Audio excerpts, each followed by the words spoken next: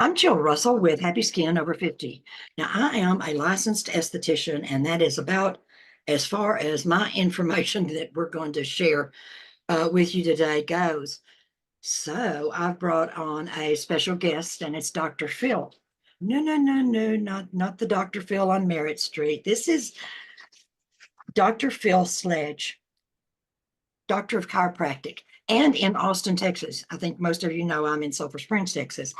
And so I'm going to introduce you right now. And Dr. Phil Sledge, thank you for joining us. Well, thanks so much for having me, Jill. It's a privilege to be here, and thank you kindly. Yeah, I love working in health, and I love working with people like yourself too that are always looking for the truth, getting information out there, information to help people, maybe information that we're not being told all the time. So I really appreciate connecting with you and being here and having this opportunity. Thank you. Now, I'm going to also remind people, and I may be doing this several times during this show, that Dr. Sledge's information is going to be in the description section. And if you can't find it or need more information, just send me an email, or we will, or on Facebook or something, and we'll get it to you. Now, Dr. Sledge, you've got letters after your name. I know what the letters after my name mean. I do not know. Okay. Can you explain to us? Okay, Dr. Phil Sledge, DC, DMP, ABFM. Yeah, so I'm a chiropractor by license. Also, I've worked on the board of the American Board of Functional Medicine. So what I do largely in Austin, Texas is functional medicine. For those of you who haven't heard that term, it's really just about addressing the cause. And really, I think it's really kind of in a way, naturopathy, natural medicine being renamed, just to be honest, because, sometimes the rebranding can put things out there in a different way, but it's really the lab tests are better, the way we can measure problems in the body more sensitively, more specifically, but that's really what I do, the bulk of what I do, lab work. I help people with digestive disorders, autoimmune disorders. I help them with their aging. That's why we're here today. Fatigue, all these things that are very common today that really are, I think, an epidemic that show up that people just kind of plow through with stimulants and other things, alcohol, to try to deal with it. But functional medicine really about addressing the cause. That's what we do here. The DMP is another license I have, just a doctor of pastoral medicine. So it gives me some latitude to do some other things here too in the state of Texas to help treat people and help them get well doing what they want. Now that will help. That is something where you can help run tests, right? Yes. Yes. Yeah. Okay. And so you're a retired major in the U.S. Marines. Yes, that's correct. I was a F-18 pilot. Yeah, I landed on aircraft carriers. Going back to Dr. Phil too, I think Jill said, tell Dr. Phil joke. I said, one of my friends I do Facebook Lives with all the time says that he's the good Dr. Phil, not the bad Dr. Phil. And so I guess because you don't want to get the bad news from the other Dr. Phil McGraw, and I'm here to give you good news. Well, okay, it's a joke. Anyways, but yeah. Well, I like that one. That's all I know for jokes. So I try to keep it light. But yeah, I was a major in the Marine Corps. I flew for 10 years. At the end of my Marine Corps career, I got very ill. I faced a lot of very serious illnesses. I think maybe a disclosure here too for Jill and I is that we're not here to treat or diagnose any diseases, but we'll certainly talk about things to support your body and your wellness. But I had dealt with non-Hodgkin's lymphoma, about 38 different symptoms ranging from chronic fatigue, you name it, to nervous system issues, weakness, Parkinsonian-like symptoms, things like that. Yes. All due to things that had entered my body. And then I had a lot of structural and pain issues because being a pilot, you get a lot of G forces on your spine. Oh, yeah. So I had a lot of structural damage too that I had to fix, but that's what really put me here. So I can thank my Marine Corps career for landing me here today. And 23 years. I'm sorry? And functional medicine practice in Austin, Texas, and nutritional and wellness and anti-aging for 23 years. So you didn't just get into this 6 months ago. Right. Yeah, I've been here for a while. Got experience. Yeah, I really had to save my own life. So I've been in nutrition right away, right when doctors showed me that what could happen if you did get things in your body. So it's been a while, 23 years now. It's going by fast.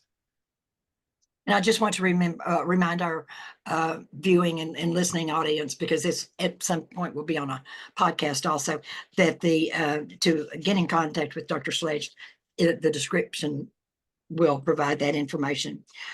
Okay, so we're going to be focusing on the information or what you do, which is focusing on anti-aging skin, joints, hair, digestive disorders, yes, autoimmune, fatigue, hormonal support, allergies, and more, using the functional medicine lab tests.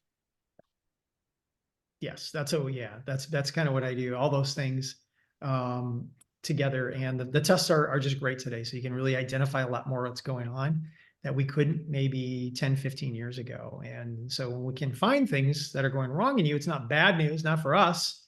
I always used to be scared going to medical doctors because I was scared of the treatment they would give us. But here we can do treatments that work with your body, things that work with your body better. I think that's kind of what Jill and I are going to talk to you today about, because we're going to go into the cosmetics and cosmetic industry today and talk about maybe some better ways to help you age, and what are some of the things that maybe aren't being spoken about when it comes to cosmetic traditional therapies today that are getting people in a lot of trouble.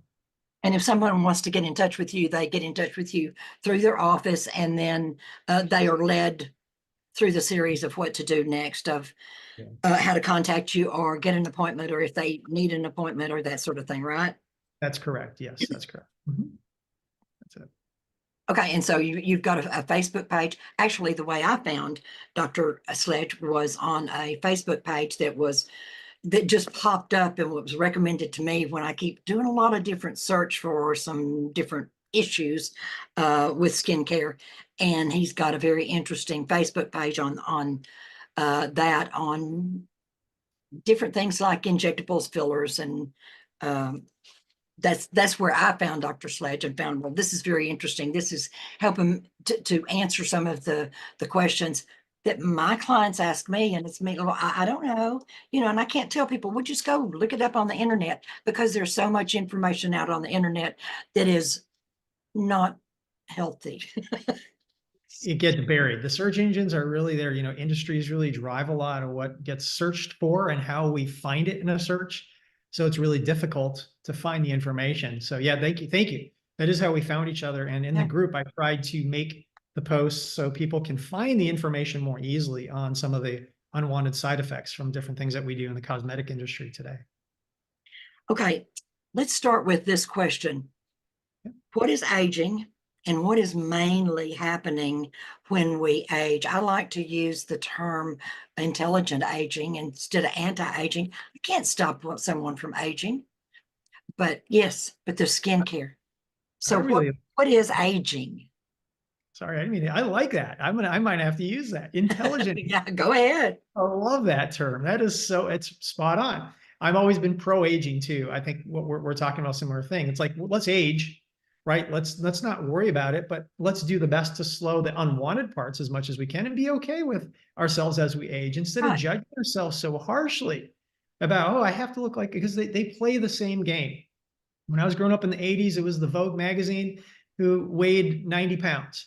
Like, it's impossible. You can't do that. And they're all in their, in their teens or 20s, and then as we go through metabolic changes, then it's completely unrealistic, right? So we're going through the same thing again. We go through it over and over again. Your body's not a fad. And Jill asked the question, what is aging? Really, in a nutshell, aging is two things. You're essentially rusting, number one, and you're dehydrated. So essentially your body's rusting. And I know it doesn't sound like the funnest terms to hear, but we're really rusting and dehydrating. Rusting, kind of like a rusty nail? Yeah, kind of like that. It's just oxidative stress, oxidation, if you've never heard that term.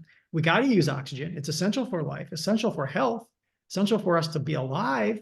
But the byproducts of us breaking it down, and other species, other things in our body that we can put in vis-a-vis toxin side effects, we'll talk about that, can actually speed that up. So what happens? We break down faster.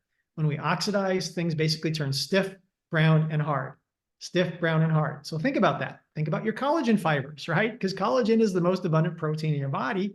And if your collagen gets less flexible, think about the tree branch, the young tree branch out in nature, in the tree in your backyard. When it's young, it can, and supple, it can bend. It can bend incredible amounts in the wind and thunderstorms. It won't break. As it gets older, stiff, brown, and hard, it gets more brittle. So it doesn't bend as much, then boom, it'll break. And when collagen breaks in the body, we see tissues break down. We see joint cartilage break down. We start to have joint pain. We see it with our hair strands. We get broken bonds in the hair. We see it get more frizzy. It's not that soft, bouncy that we used to remember in our 20s. We see it in the skin. We see it because we make the same expressions as we have when we were younger. We smile, we frown, we make grumpy face, we do pouty face, we do all that stuff. What happens is as the fibers break, they aren't as resilient. So then a wrinkle appears. Okay. And that's kind of how it happens. So stiff, brown, and hard, we're rusting. Think about this quick analogy. Cut open an apple, cut open an avocado. Jill knows exactly what I'm talking about. What happens? It starts to turn brown, right? So that's the importance of antioxidants. Again, we talked about that term, oxidation, but antioxidants help protect things from becoming stiff, brown, and hard. So antioxidant therapy is imperatively important in my therapies, whether you use it topically or internally, both preferably. But that's one way to stave off the we're resting part. Okay, number two, we're dehydrating. We're dehydrating like we're losing water. Yes, we are losing water. We're losing hydration in critical tissues in the body.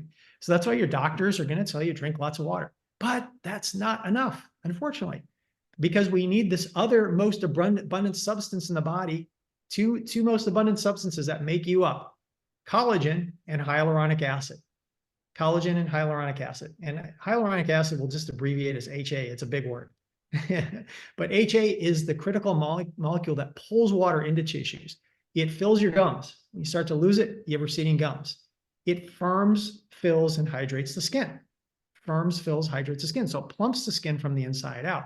It lubricates your joints, provides super slick, it's WD-like, WD-40-like substance in your joints. It's even more slicker than ice on ice. That's what we say at all of our CE seminars.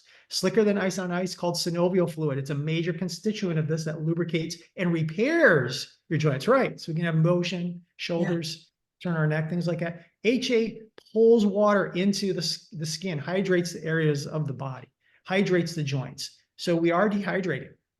And I'll just give the last part of that question here, the synopsis on people sometimes ask, how do we, what's the sequence of collagen in the body and HA? Sequence meaning, how do we gain it? How do we lose it? Okay. So I'll just add that part on. And then Jill, I'll let you direct the question here a sec. So really, as we age, collagen we build up in our body. From age birth to about 25 to 27, we're actually increasing collagen content. So we have enzymes in the body. Enzymes do a lot of different things. Enzymes shouldn't be thought of as bad per se in our body. They're just doing different jobs. But we have these collagen synthesis enzymes or collagen synthases that build it up, and they're outperforming the collagenase enzymes that break it down.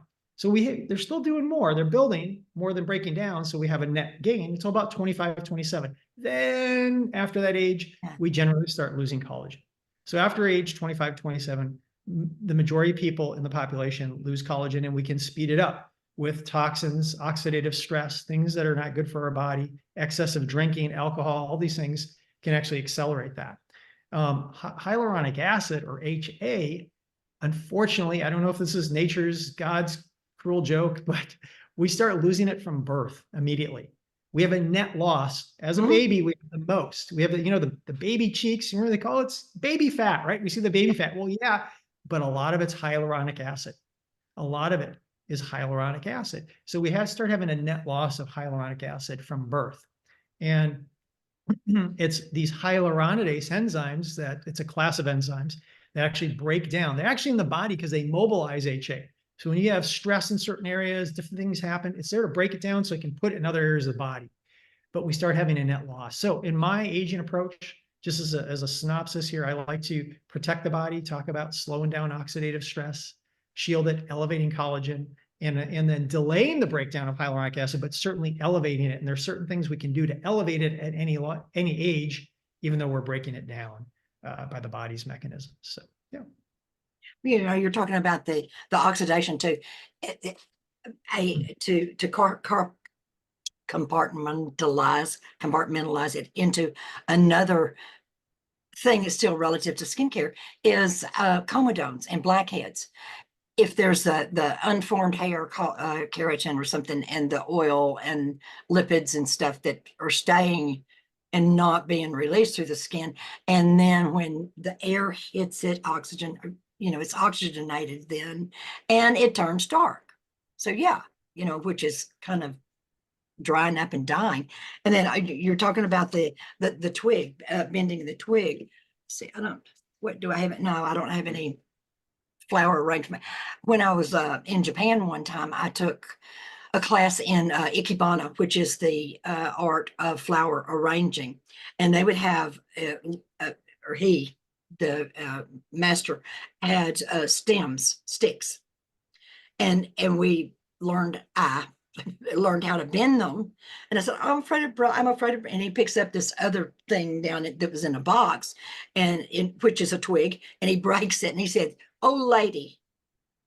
And I didn't speak Japanese very well. He didn't speak English very well. And then he gets the newer twig toward the end and is bending it and learning how to bend it. And he says, young girl, and it's like, yeah, what you're talking about is exactly. That's So, a great analogy, great visual on that. yeah, when people hear hyaluronic acid and go, "Ooh, acid." However, now we've got collagen and hyaluronic acid, or HA, as catchphrases. We hear it everywhere, and it's all over advertisements in YouTube or television or magazines or on the street, and especially from those so-called influencers that y'all please stay away from them. They don't know what they're talking about. But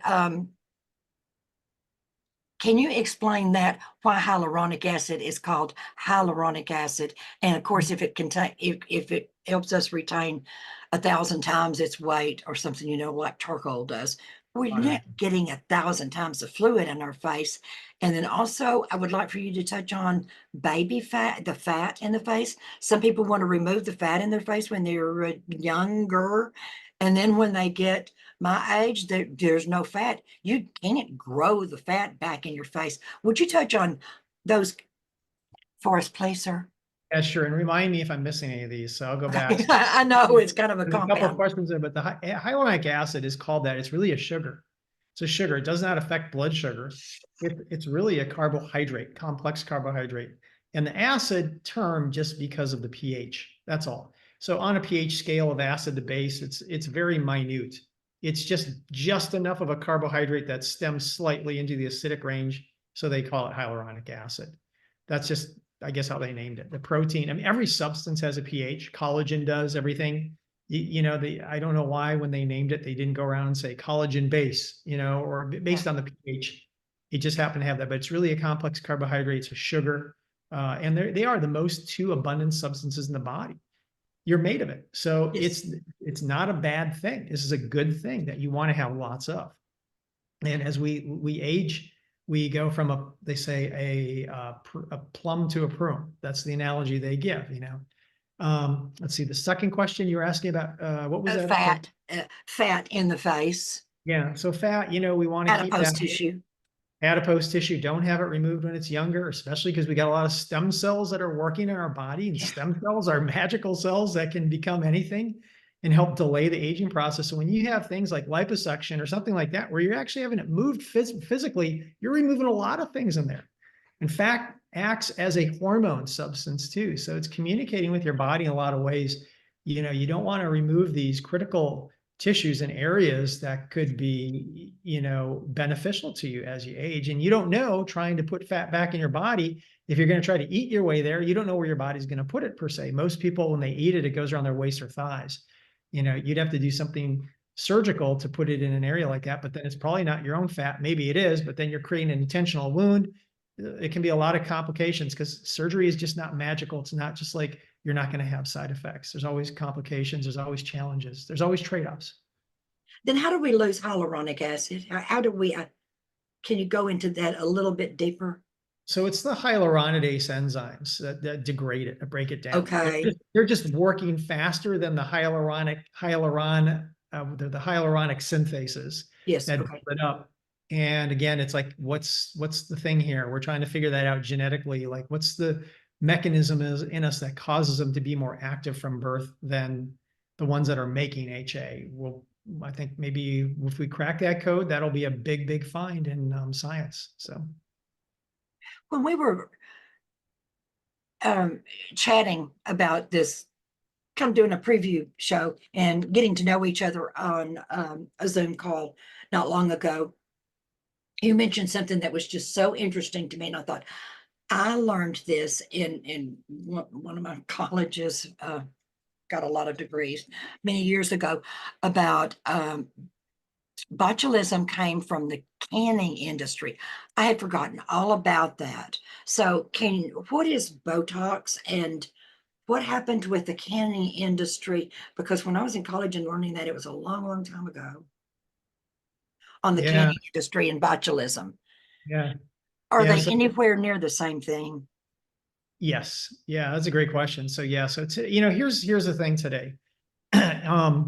We kind of have a cultural problem in a lot of the westernized nations, but we're in what I call a fast food mentality when it comes to doing things, getting things, experiencing things. We want a quick effect, and people are very willing and eager to pay for the quick effect, even when it can be detrimental to their overall well-being and be can be counterintuitive to what they're trying to do. So if they're in aging, anti-aging, or intelligent aging, as I like Jill, she put it, we can do things that could create a quick short-term benefit and say, oh, that helped out. That did something for us that was beneficial, with a severe long-term consequence that could even be directly contradictory to what we're trying to do, meaning it can age us faster. So Botox is a standard board question from doctors in my area, because Yeah. it's a neurotoxin. It's a botulism has a neurotoxin that would cause paralysis. They found it during the canning of foods. It was in the late 1800s into the 1900s, depending on what region of the world was going through canning during industrialization. They found this, they isolated it, and today they've implemented in the cosmetic industry at large to basically treat wrinkles, with the rationale that if they inject it into a muscle, because what it does is it creates muscle paralysis. It's a neurotoxin, so it inhibits the neurotransmitter. If there's two nerves, it blocks Right. the gap, the synapse, from receiving a signal, so that the nerves can't communicate to the muscle, so the muscle relaxes, with the rationale that it's your muscle contractions that are causing wrinkles. When we talked about that earlier, it's really oxidative stress, not the because we were making muscle contractions all our life, right? When we were in our 20s and our teens and stuff like that.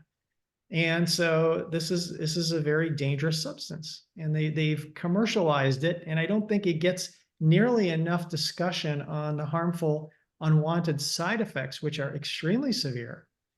What are And those side effects? What could they be? What would they be? I've got a post. It's so long. There's so many in the Oh, range of okay. severity, but it has what we call boxed warnings.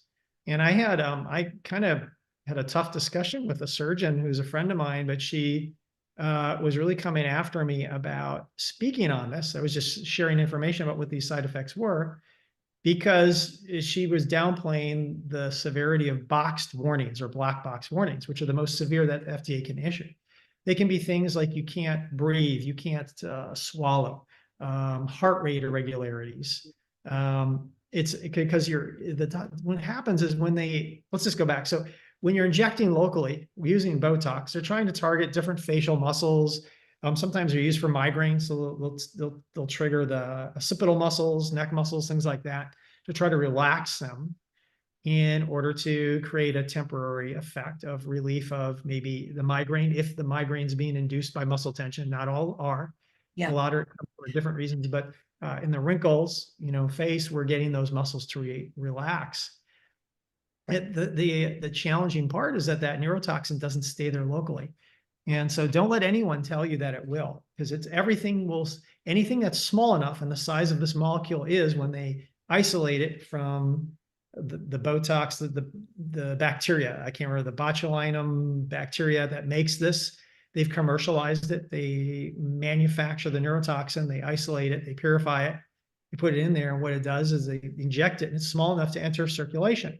So when you have circulation, it's going to affect everything and anything. depending on how many times you go get it, the concentration of it. It can affect everything and anything from our eye muscles, being able to focus, so people get blurred vision. They get what's called Botox brain because they start having brain fog and memory issues because it's blocking a neurotransmitter called acetylcholine. Acetylcholine is responsible for muscle contractions. That's job one. Now, job number two, acetylcholine helps with memory. It's a neurotransmitter of memory. You can't, people who have Alzheimer's, people who have dementia have very low, the medical community knows it's very low levels of acetylcholine, that neurotransmitter. It causes smooth muscle. So smooth muscle, people don't think about this, your digestive tract. So they have issues ranging from constipation to diarrhea, irritable bowel. We said it affects the heart. That's a different type of muscle called cardiac muscle, but it's muscle nonetheless. It affects the whole body. They get muscle twitches. They have neck spasms. They can, like I said, the focal areas of the eyes, they can lose focus. Those muscles that work to help focus, they get drooping. It can kind of look like Bell's palsy on the face. Yes, oh, I see that all the Droops, the time. eye droops, all these things. There's a lot of side effects. Yeah. What is acetylcholine the same as L-acetylcholine, or is that something different? So there's choline, the nutrient, and that helps. That's a backbone molecule when you take choline to help build that neurotransmitter. So I use Right. that. But I don't know about N-acetylcholine. Okay. That might be a form of choline. L But that with the L. L in front, right. Yeah, okay. But this is acetylcholine, one word, that's the neurotransmitter that it blocks. So that's basically how Botox works, is it intentionally creates a blocked nerve paralysis. And then you don't know to what degree the nerve can come back. So that's the thing. You could damage it to the point where you lose it. And nerves are one of the tissues that don't regenerate in the body. Unlike bone, can actually cut away. Whoops, I'm sorry about my thing here. Can cut away a lot of bone, and the bone can actually regenerate. Yes. You know, there's certain tissues. Nerves do not. Nerves are precious. Nerves govern everything in the body. What about the fillers, cosmetic fillers, and what are they made of? Yeah. So today, Botox is one thing, and a lot of people don't understand, because I will have clients come in and say, "Oh, I need Botox," or "Oh, I need filler," and I know of different brands of different things, and even that string that they run through a under the skin. yeah. What are fillers when people get? So that's another thing that's used today. So we talked about Botox. Botox, I think, is counterintuitive to your aging because you're adding stress to the body. I think ultimately it's aging you faster. You're adding more oxidative stress, even though you're getting a short-term quick effect. That's my opinion. You're going to hear other people say otherwise. Fillers, I think right now the commercial grade fillers are using are also fairly dangerous. I mean, the group I have has many people in it. Now, some are very pro these things, and they're very clear about that. But in the group, it's really to let people share their side effects. And the amount of side effects and unwanted reactions to filler is amazing. It really surprised me too. I knew there were some. I didn't realize how bad they could get. But what fillers are is they're largely consisted of hyaluronic acid. Now, they're sourcing it from different, I think they're able to grow hyaluronic acid now, culture it some ways, and the new things, I have to look into that. But they used to source it from rooster comb. Rooster comb was a big one. Chicken comb, that was really rich in hyaluronic acid. They take that from the animals. I'm not a big fan of animal abuse or testing on animals, for the record, but that's where they would source a lot of it. And then they would cross-link it. They change some of the properties because they don't want it to break down. They want it to stay in you and last in you for a long time. So cross-linking is just a term, they'd modify it, but that wasn't really the bad part. The bad part is they add these other synthetic ingredients in the cosmetic fillers. These are thickeners. These are flow agents to help it ooze and move around a corner when they inject it in. And things that can be kind of like plasticizers, things that make it hard. There's synthetic ingredients that the body reacts to very adversely. Because again, you're introducing some of these chemicals I've listed. I have a post on there where I listed like 8 or 10 compounds, and they are, can affect nerves and create nerve stress, affect the immune system, create inflammation. They can contribute to granulomas, different adverse reactions. I mean, severe immune reactions depending on where your body's at. And so when people get these injected, The HA port is rather innocuous. But again, the goal of the cosmetic filler isn't to naturally, safely elevate your body's HA to a natural look to what you have. It's there to force a shape. It's there to force a feature. So that's why they added all these synthetic ingredients in there to make it harder, make it last longer. They don't want it to break down. And so when you inject it in there, it's going to have this exaggerated effect with a lot of stay power. And that's where people get into troubles because it does not break down. And a lot of people can get either adverse reactions or sometimes they don't like the look, which can lead into the next step using dissolvers, which are very problematic. But I'll throw that back over to you. Dissolvers. Okay, well, let's just hit on the dissolvers. Let's go right into it. Yeah, sure. If you would, please, Yeah, sir. yeah. So it's really those synthetic ingredients. So now they created another class of treatment in the cosmetic industry, these dissolvers. And the dissolvers are largely consisting of hyaluronidase enzymes. Remember I talked about that in the beginning? The Yes. two, how we're aging and how we're losing HA from birth, the different enzymes, and it's the hyaluronidases that cause us to lose HA from birth. Well, guess what? Now they have this in injectable form in various amounts because when an area gets overfilled, and I've had to talk to so many female clients who had something happen because they didn't like the look. It was overfilled. Or worse, they're having an adverse reaction, meaning their body, their immune system sees something in that injection that it's not like, right? And it's attacking it. And they're getting inflammation and redness and tissue damage. So now, oh my gosh, you can see some of the surface tissue damage I've seen from some of these women with fillers from something that was injected deep into the skin and how it has affected the body and the immune system and it started taking apart the outer layer of the skin and so forth like that. It's challenging. So then they have dissolvers. So dissolvers are these hyaluronidase enzymes that they inject in at the site. And again, it's going to go in and degrade the hyaluronic acid. So it takes down the look. Oh, I overfilled. Okay, I'll put in something there that eats away at that excess filler. Problem, the hyaluronidase enzyme used in dissolvers affects the HA component only, the hyaluronic acid. But remember, I just told you that there's all these other ingredients in filler, plasticizers, thickeners, flow agents, all this stuff. Many of them harmful. They're synthetic. They're not good. They're like glues. They're like solvents, things you'd smell. You go, ooh, that's kind of strong, you know, or like in like a hardware store or something. These are getting injected to you. Granted, they're in lower amounts, but they're deemed safe by a lot of these agencies because they want to sell these things. So these enzymes get injected in and they start breaking down the filler, the hyaluronic acid component only. That's all it's breaking down. The plastic stuff, the other things I just mentioned, it does not touch. So then what can happen is these technicians will go, hey, I'm going to go ahead and give you another one because we didn't get it all. Well, the thing is, it's not degrading the it's not degrading these plastic things that are in there. Your body can really only do that. It will affect the hyaluronic acid. It's going to break that down. So they give you more. Bigger problem. That sets us up for this extreme example. And this is how a lot of people find me, is because they say, oh, I'm having side effects from the dissolvers, side effects from the fillers. Well, what are those? Well, I've lost all the volume in my face. That's the scariest one they talk about. I used to have these plump cheeks. I used to have, you know, not hollow eyes. I used to have these filled eyes. I used to look healthy. Now I'm seeing myself age rapidly. Now I have joint clicking. I have joint pain. Now my eyes, I don't get tears on my eyes. I have dry eye. I never had dry eye in my life. Why not? All these different things. And those are really not a side effect or an allergy of that product of using dissolvers. That's actually intended.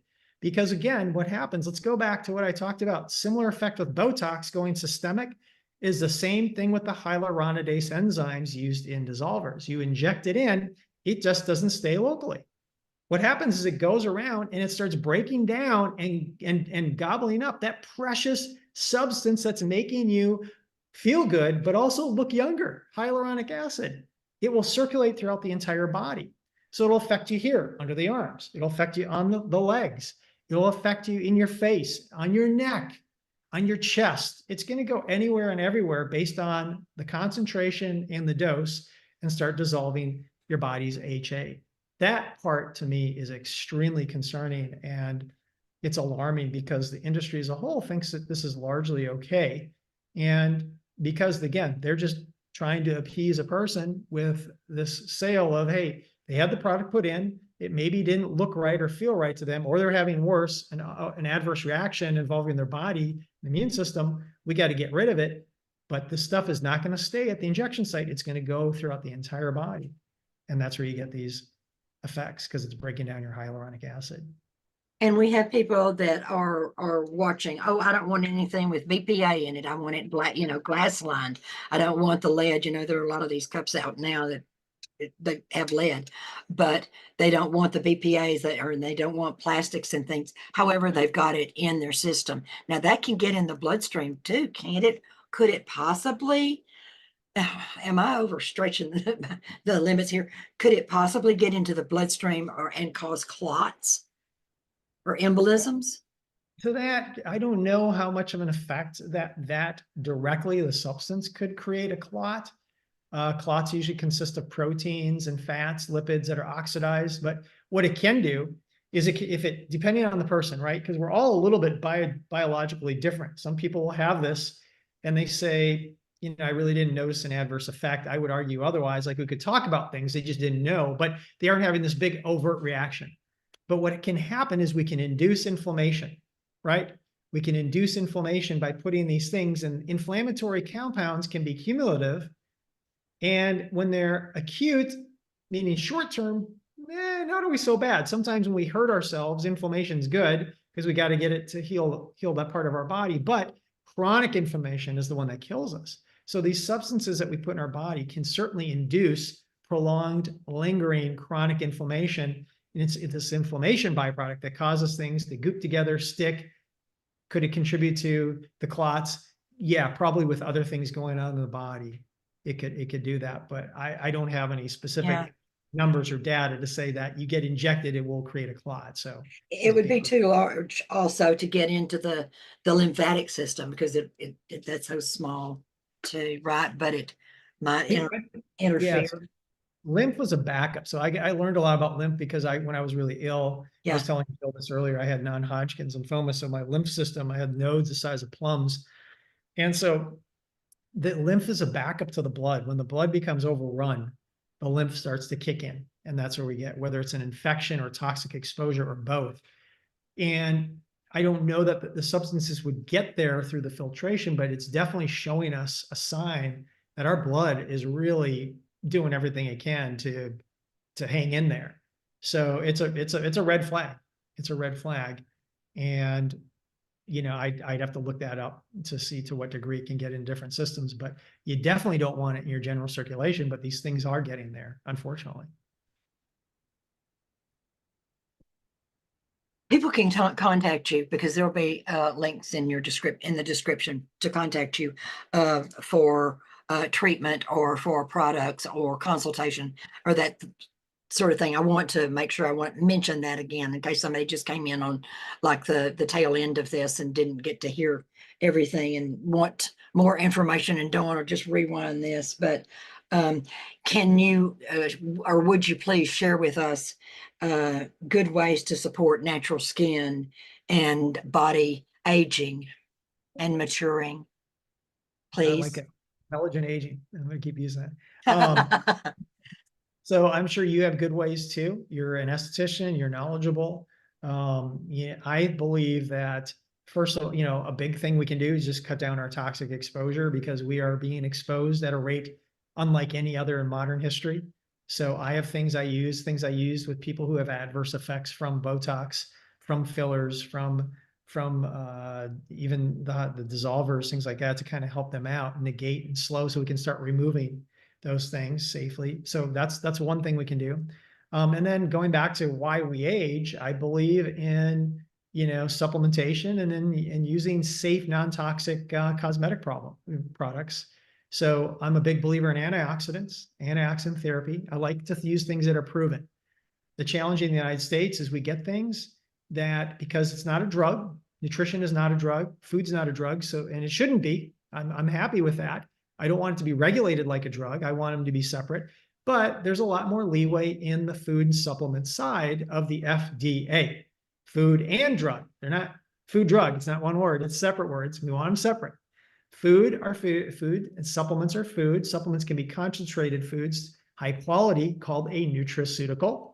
So That's I right. use things, yeah, I use powerful antioxidants that I see work, and I like using collagen supplementation, and I like using hyaluronic acid supplementation. The problem is, we call this the cosmetic industry's dirty little secret. They have little dirty secrets with things we talked about, but we have dirty secrets in the nutritional world too, unfortunately, and it's sad. So I don't like being misled. I personally get peeved when I'm misled about things to buy, and I don't like misleading people. But there's the dirty secret with collagen and HA is that these are really large molecules. They're really large. Any doctor who's trained in this in cosmetics knows collagen and HA are very, very large, and they have to be. They would say you can't absorb it. You can't absorb it when you ingest it. You can't absorb it when you use it topically on your skin. Either of them. They're huge. You can't see it with your eye. They are large, though, on a molecular scale. So what happens with the majority of these collagen products and HA products is if they're ingestible, we ingest them, we ended up pooing them out. We send them out through our bowel into the toilet. So we're using the expression, pooping away our money. Right. I mean, and that's unfortunate because they have not been modified for absorption. Well, then you might go, well, why? Why are they selling that? Well, first of all, because the regulation allows it here in the United States and in most parts of the world. But they allow it because people are buying it. They hear collagen, they hear hyaluronic acid. Oh my gosh, I'm going to get that. Let me get that. I'm going to buy that. Very few, couple of companies have figured this out. They told the truth. They developed something that is bioavailable, that's small enough and ideal enough to where you absorb it when you take it. That's the important part. And they can make proven claims using the P word. That's huge because when you say proven to do something, that elevates it to a much higher level of scrutiny. And the FDA will shut you down in a heartbeat. If you have that proven statement out there, you can bet some company that sees you, a competitor or something, they're going to put that claim up there. They're going to file it to the FDA to have them look at it. They will. So in the right form, collagen, proven to reduce fine lines, creases, and wrinkles, something that this does, proven to reduce joint discomfort, joint pain, and stiffness, and then proven to inhibit the enzymes aging us, the hyaluronidase enzymes. So this hyaluronic acid, that collagen that I use with hyaluronic acid, is proven to elevate your main 3 types of collagen in the body, proven to elevate your hyaluronic acid levels 6,000% after 28 days. That's incredible. There's no therapy in the planet that can do that. On age, does it matter? I'm going to interrupt there. On the age, does it matter?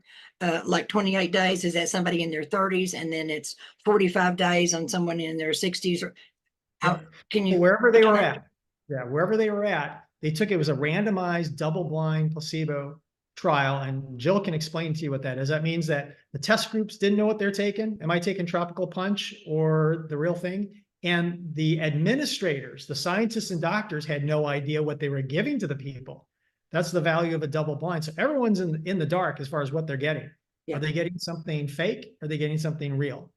And what they did was they measured HA levels in the blood 6,000% after 28 days. That was the low end. The high end was 9,000%.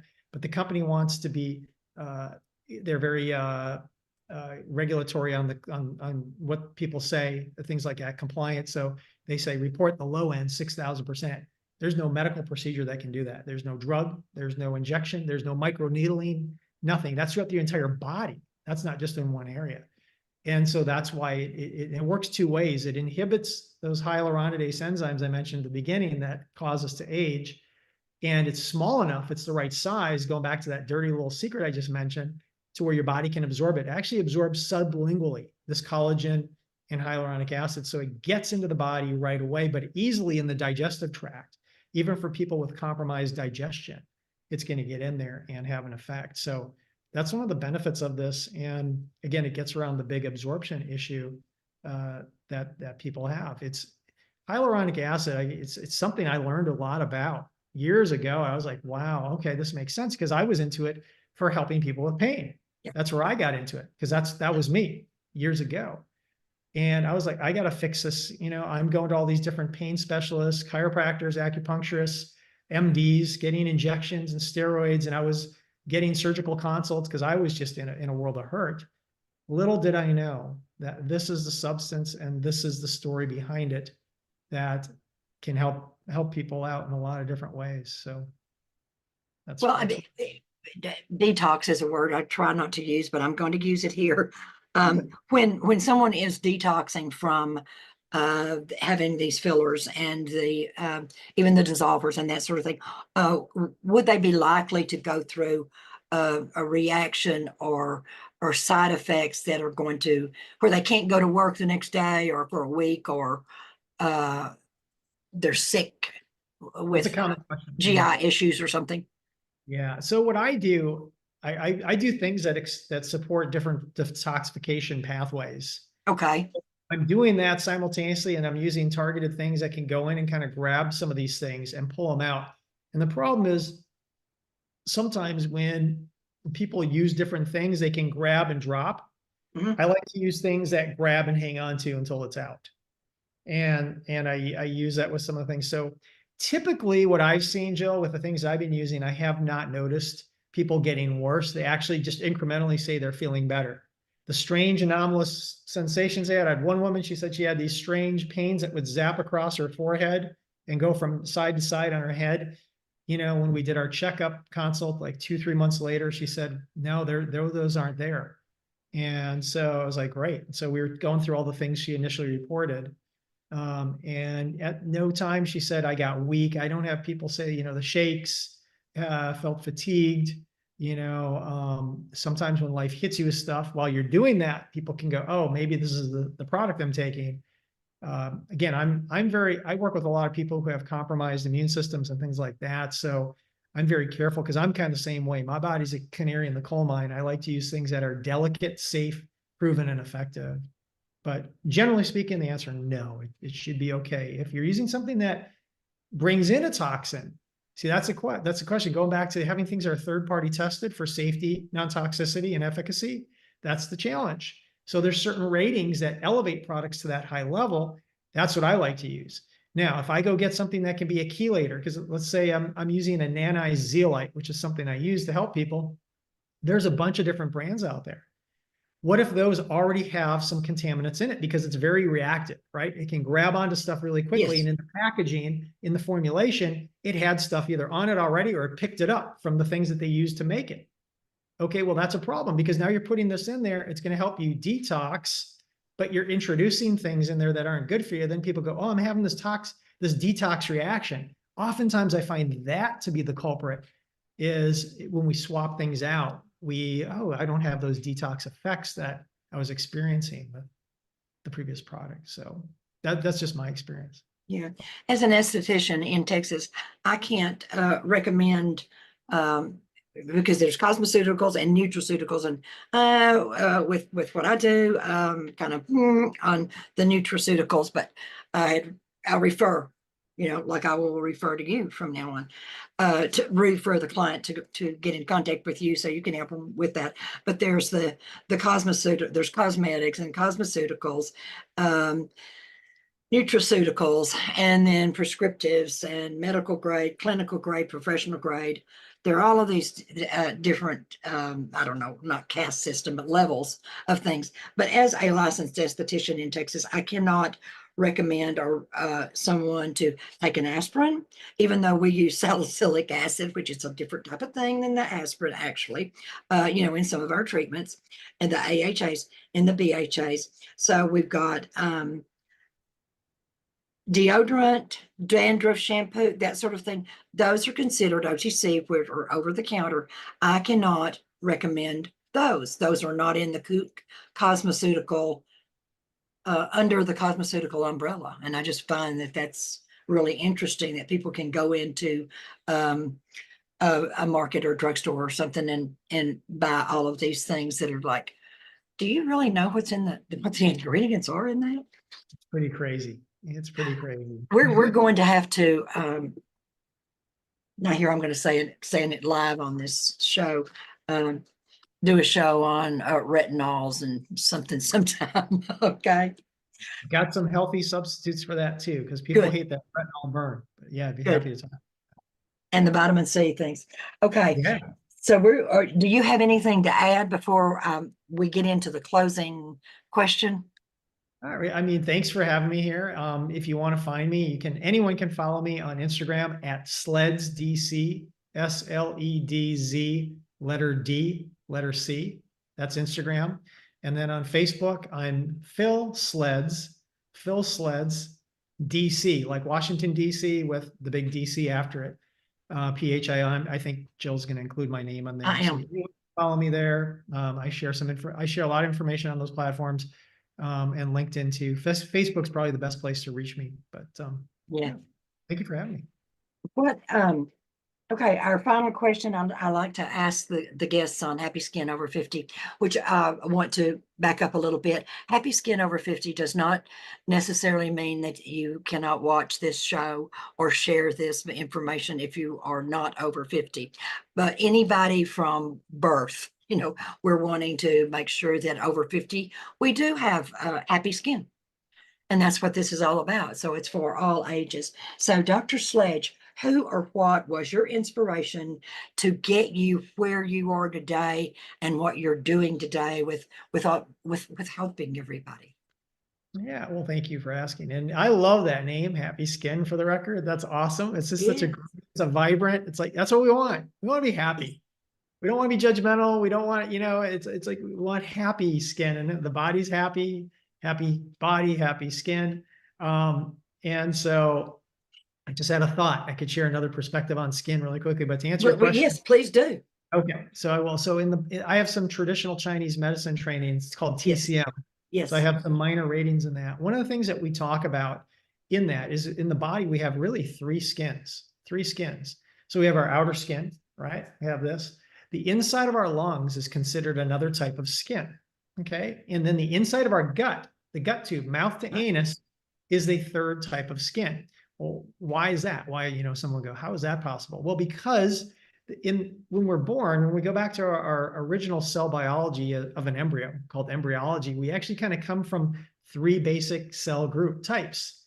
And then they morph into different cells. Basically, you come from three different cell groups. That's it. There's in a little it's like a hockey puck when we're being born initially until we start to differentiate. And those cells go into different parts of our body. So they call them epithelial cells. They're very similar in their makeup, and they react the same way. They get damaged the same way.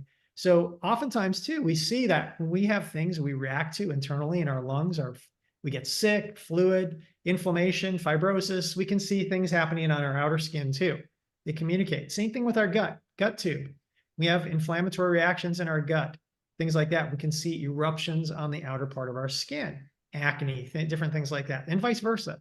So they're very telling, and our outer skin is very telling for what is going on in our internal body, and the skin's considered the largest organ in the body. So it's important to be happy, have happy skin. Yeah. Just sharing that perspective. To answer your question, I would say, one of the things, I just had to get into this to save my life. That's how I was really desperate, and I was scared initially, and I had to find answers because I wasn't getting answers. I was getting very commercialized answers, or the textbook answers that you could ask any standard doctor. Was telling me, oh yeah, just rest, stay off it. I'm willing to do whatever I got to do to save my life, but dealing with the health crisis that I was in, I knew I had to find people who were looking at things people were saying, oh, no, it's not that. Oh, that's a bunch of nonsense. Couldn't be these things. I had to go to those people because they had the answers, and a lot of them had the solutions. And the people that I gravitate towards now, two mentors, is a doctor. She's here in Austin, Dr. Phyllis Light, spelled like light, like sunlight. She's been a great mentor. Nutritionally, we've researched and found many things, including this collagen hyaluronic acid ingredient together, and we've helped countless people with their aging and aging woes so they can age intelligently. Also but not just limited to that. I'm talking about a lot of things nutritionally helped me with. Another one is a Nobel enzymologist I started studying with on enzymology and how that's so important, who's out in Montana. He's had clients like Magic Johnson, Manny Pacquiao, Serena Williams, all these people with some of his products. So I mix and match a lot of products because I really try to find things that really work well in any specific category. But that taught me a lot about immunity, autoimmunity. That's where his Nobel nod came from, is developing some natural products that help with autoimmunity, specifically HIV/AIDS. And HIV/AIDS is considered kind of like the unfortunate penultimate of autoimmunity. It's something that, Mhm. it's serious, it's bad. So I'm grateful for those people. Yeah.